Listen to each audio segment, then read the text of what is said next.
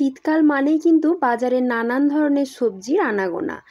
আজ শীতের সবজি দিয়ে অসাধারণ স্বাদের একটি রেসিপি আপনাদের সাথে শেয়ার করব। তো নমস্কার বন্ধুরা, স্বাদবাহারের পক্ষ থেকে আপনাদের সবাইকে জানাই স্বাগত। আজ বানাবো পালং শাক দিয়ে অসাধারণ স্বাদের একটি মুচমুচে পকোড়ার রেসিপি।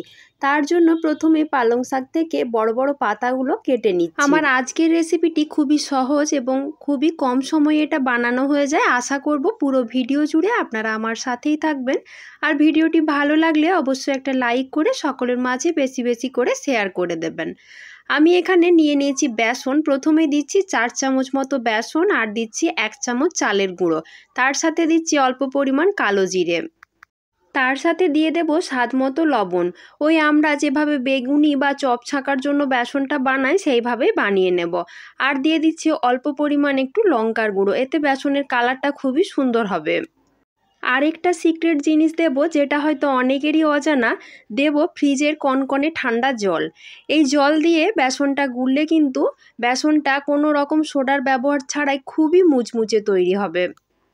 আপনারা বেসন গোলার সময় এই ট্রিক্সটা একবার হলেও কাজে লাগিয়ে দেখবেন, এটা কিন্তু খুবই কার্যকরী একটা ট্রিক্স। এবার আমার বেসনটা গোলা হয়ে গেছে।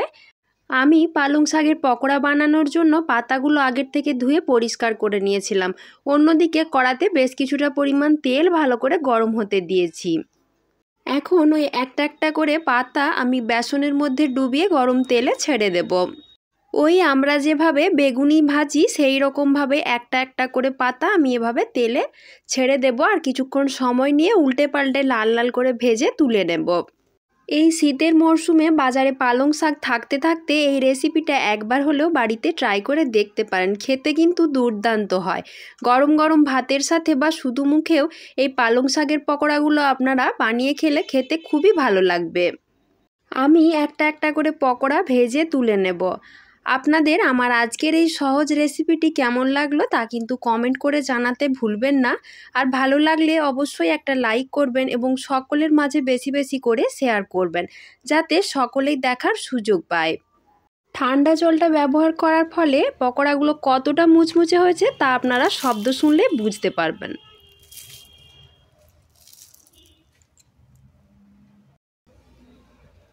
পকোড়াগুলো যেমন মুচমুচে হয় তেমনি খেতে সুস্বাদুও হয়।